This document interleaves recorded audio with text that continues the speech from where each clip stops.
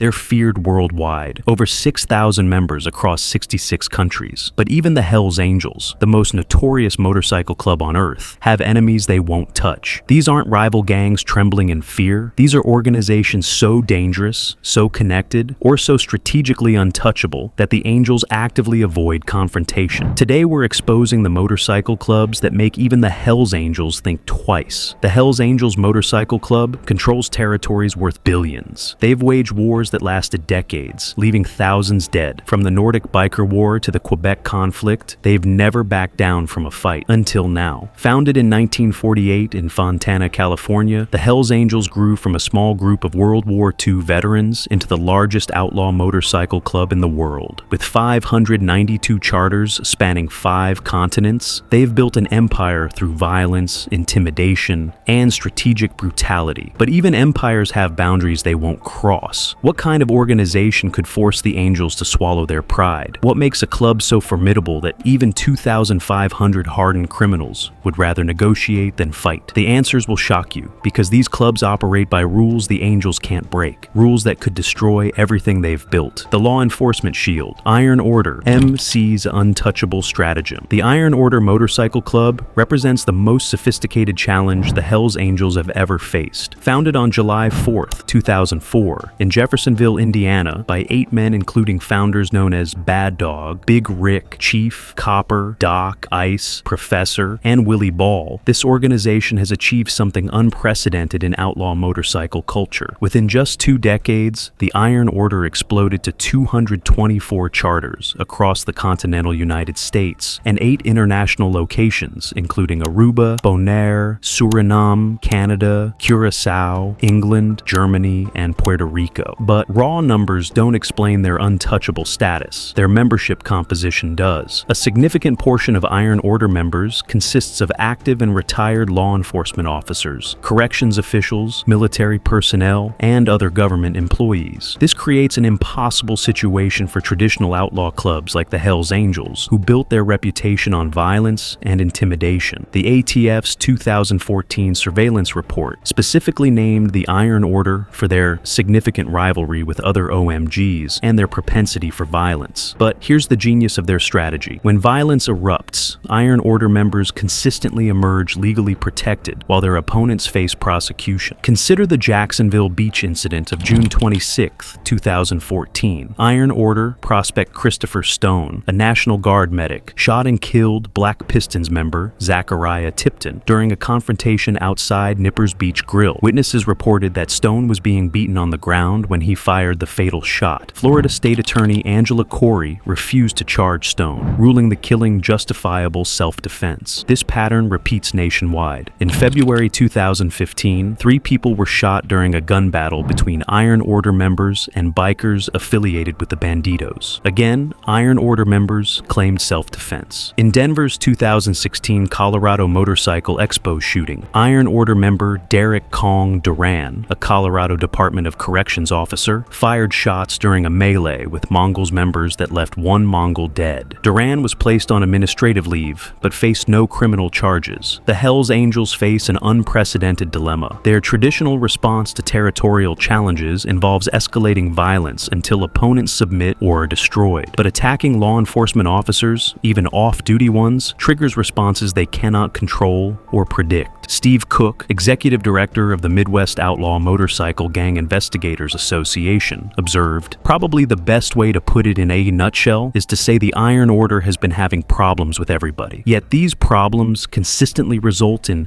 Iron Order members walking free while their opponents face prosecution." The Bureau of Alcohol, Tobacco, Firearms, and Explosives noted that Iron Order patches infuriated major outlaw gangs, including the Hells Angels, Iron Horsemen, Pagans, and Banditos. The club adopts 3-piece patch arrangements and territorial claims traditionally reserved for established outlaw organizations, but their government connections provide protection that nullifies traditional enforcement methods. The Hells Angels intelligence intelligence network undoubtedly recognizes this strategic impossibility. Engaging Iron Order members in their usual fashion would transform local law enforcement from occasional adversaries into permanent enemies. For an organization that operates extensive legitimate businesses alongside illegal activities, this represents an existential threat to decades of careful relationship building. The Canadian détente, Bacchus MC's diplomatic mastery. In the complex landscape of Canadian motorcycle clubs, Bacchus MC has achieved something remarkable. They've earned the Hells Angels' grudging respect through strategic brilliance rather than superior firepower. Founded in Albert County, New Brunswick in August 1972, Bacchus Motorcycle Club took its name from the Roman god of wine, women, and song, the counterpart to the Greek Dionysus. The founders deliberately chose a deity associated with those who exist outside conventional society, establishing their outlaw credentials from inception. As the oldest one-percenter motorcycle club in Canada, Bacchus built significant territorial influence throughout Atlantic Canada before the Hells Angels' northern expansion. When the Angels established their first Canadian chapter in Montreal on December 5, 1977, by patching over the Popeyes Club, led by Yves Buteau, they inherited a landscape where Bacchus already held established positions. Rather than challenge the Angels directly, Bacchus made a brilliant strategic move. They changed their bottom rocker from Ontario to Canada, acknowledging Hells Angels' territorial supremacy while maintaining their operational independence. This wasn't capitulation. It was sophisticated gamesmanship that avoided costly conflict while preserving organizational integrity. The wisdom of this approach becomes clear when examining the fate of clubs that chose confrontation. The Quebec Biker War between 1994 and 2002 cost over 160 lives as the Hells Angels battled Rock Machine for territorial control.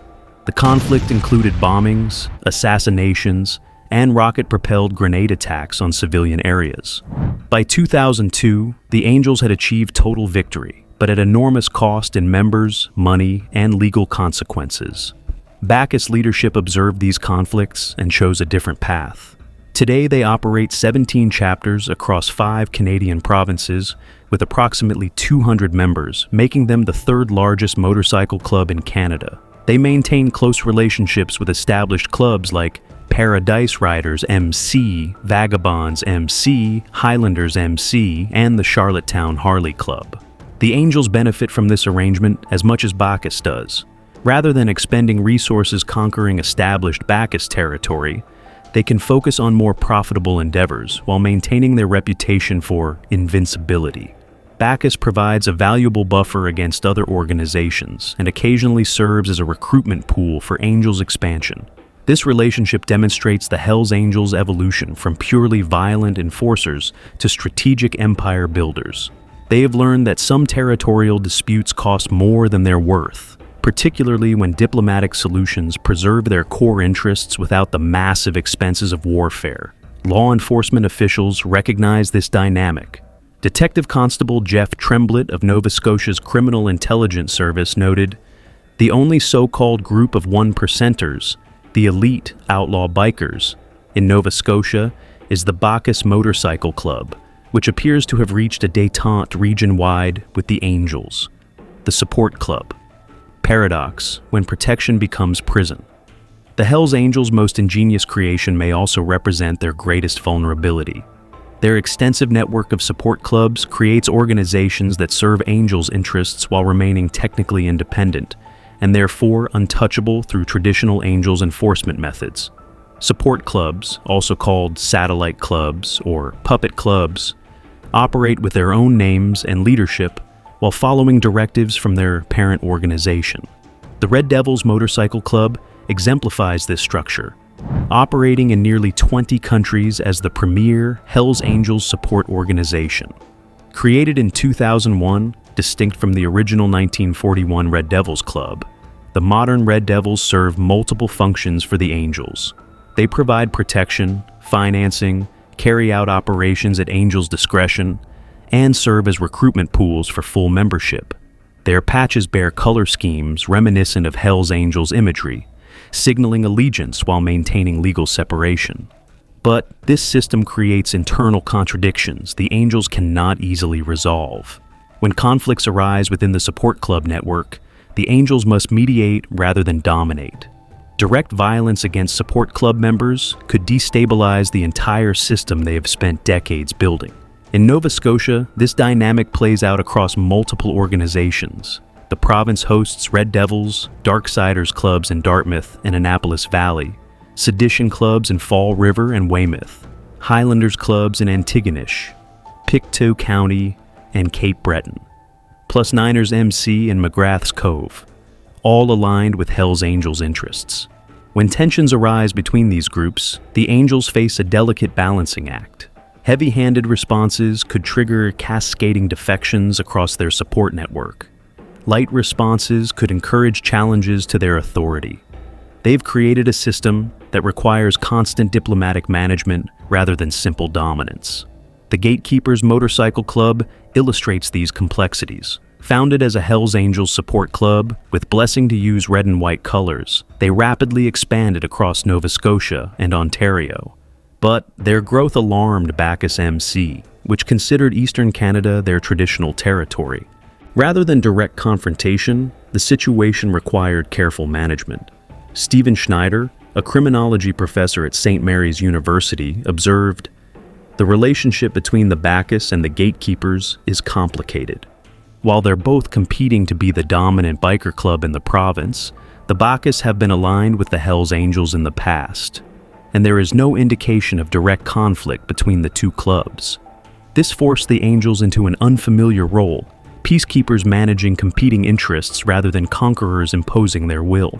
The support club system that enhances their power also constrains their traditional methods of maintaining control. The territorial chess game, Outlaws MC, and strategic positioning. The Outlaws Motorcycle Club, founded in McCook, Illinois in 1935, represents the oldest continuous challenge to Hells Angels supremacy. As the second largest outlaw motorcycle club globally, with 441 chapters in 43 countries and over 5,000 members, the Outlaws possess the organizational strength to engage the Angels as equals. Their rivalry began with shocking brutality on April 27, 1974, when 3 Hells Angels were executed and beheaded by Outlaws members in Fort Lauderdale, Florida. This was retaliation for the beating of an Outlaws member by a Hells Angel in New York City on December 31, 1973. The Angels declared war on the Outlaws during a 1974 Cleveland summit, beginning a conflict that has produced over 1,000 fatalities across both organizations. But modern dynamics have transformed this relationship from active warfare to strategic positioning. Both organizations recognize that renewed large-scale conflict would be catastrophically expensive in an era of increased law enforcement sophistication and international cooperation. The Nova Scotia situation exemplifies this new reality. When the Outlaws opened a prospective chapter in Halifax's Lake Echo area in February 2021, they directly challenged territory the Angels controlled through support clubs. Detective Constable Jeff Tremblett warned, "The Hells Angels may see this expansion of the Outlaws as a competitive move and also disrespectful. It could lead to violence." Yet violence hasn't materialized. Both organizations understand that renewed war would attract massive law enforcement attention, disrupt profitable operations, and potentially destroy decades of careful empire building. Instead, they've settled into an uneasy coexistence, with each side maintaining face while avoiding actions that would trigger escalation. The Outlaws' strategic positioning creates multiple no-win scenarios for the Angels. Direct attack would justify Outlaws' retaliation and potentially restart their devastating conflict. Inaction could be perceived as weakness, encouraging other challenges. The Angels have chosen a middle path, maintaining readiness while avoiding provocation. This represents a fundamental shift in outlaw motorcycle club culture. Traditional dominance through superior violence has given way to complex strategic calculations involving legal consequences, business interests, and international considerations. The international complication, cross-border considerations. Operating in 66 countries creates unique vulnerabilities for the Hells Angels that smaller localized clubs don't face. Actions in one jurisdiction can trigger investigations worldwide, making international considerations crucial to their strategic planning. The Nordic Biker War demonstrated these complications dramatically.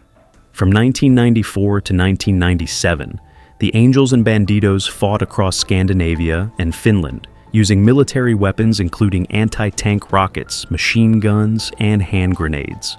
The conflict killed 9 gang members and resulted in 74 attempted murders. International cooperation between law enforcement agencies led to the passage of Denmark's Rockerloven, Rocker Act, in 1996, allowing police to evict motorcycle gangs from their headquarters. Sweden implemented similar legislation. The conflict effectively criminalized outlaw motorcycle culture across multiple nations simultaneously. These lessons inform modern Angels strategy. Organizations with government connections, like clubs with significant law enforcement membership, could trigger international incidents if violence occurs. The Angels' global presence, once their greatest strength, now constrains their actions in ways that benefit their opponents. The Iron Order's international expansion illustrates this dynamic. With chapters in 8 countries, they've exported their law enforcement protection model globally. Attacking Iron Order members could trigger coordinated law enforcement responses across multiple nations, threatening the Angels' entire international network. The evolution of violence, from warfare to business. Modern outlaw motorcycle clubs operate sophisticated criminal enterprises alongside legitimate businesses. The Hells Angels maintain extensive legal operations, including merchandising, licensing, and trademark protection. They've successfully sued Hollywood productions like Wild Hogs for unauthorized use of their imagery, demonstrating their transformation into a corporate entity that happens to engage in criminal activity. This evolution changes the calculus of violence fundamentally. Extended conflicts disrupt both legal and illegal revenue streams while attracting law enforcement attention that can destroy carefully constructed business relationships. When the Angels evaluate potential conflicts, they conduct sophisticated cost-benefit analyses that previous generations never considered. The Iron Order represents the perfect storm of high risk and low reward. Fighting them provides no territorial gains, attracts massive law enforcement attention, and plays into their opponents' legal advantages. For an organization that has evolved beyond simple street gang mentality, it's demonstrably bad business. Similarly, destroying the support club network to assert dominance would eliminate valuable revenue sources and operational capabilities. The Angels have created a system that serves their interests precisely because it operates through influence rather than direct control. The reputation management revolution. Contemporary outlaw motorcycle clubs engage in sophisticated public relations efforts that would be recognizable to any corporate communications department.